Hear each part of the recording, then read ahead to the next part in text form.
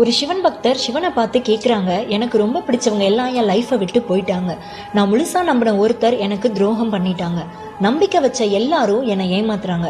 இதெல்லாம் நீ பார்த்துட்டு ஏன் அமைதியாக இருக்க? உன்னை கும்பிட்டதுக்கு எனக்கு நீ இதுதான் கொடுப்பியான்னு கோவமாக கேட்குறாரு.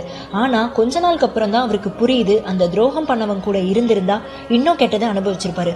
ஒரு சிலரை லைஃப்பில் இருக்கிறத விட போகிறது நல்லதுன்னு நமக்கு முன்னாடி நம்ம கும்பிடுற கடவுளுக்கு தெரியும். ஒருத்தர் அவர் லைஃப்பை விட்டு போனதும் அதை விட உண்மையான ஒரு நபர் கிடைக்கிறாங்க. எல்லார்கிட்டையும் ஏமாந்து போய் மனசுடைஞ்சு நின்ன காலம் போய் எது வந்தாலும் தைரியமாக எதிர்த்து போராடுற அளவுக்கு அந்த சிவன் பக்தி அவரை கொண்டு போயிருக்கு. கடவுள் யாரை ஏத்துக்கிறாரோ, யாரை நெருங்குறாரோ அவங்களுக்கு தான் துன்பம் அதிகம் வரும். ஆனா அந்த துன்பம் எல்லாம் யார் யார் எப்படின்னு புரிஞ்சிக்கவும் மனசை பக்குவம் படுத்தவும் தான் அந்த கஷ்டகாலம் வரும். கெட்ட கர்ம வினைகள் எல்லாம் முடிஞ்சு வாழ்க்கை பத்தி நல்ல புரிதல் வந்து அவங்க ஆசைப்பட்ட வாழ்க்கைய சிவன் நிச்சயம் கொடுப்பாரு. ஆனா ஒருபோதும் கைவிட மாட்டாரு. இதுதான் சிவபெருமானோட திருவிளையாடல்.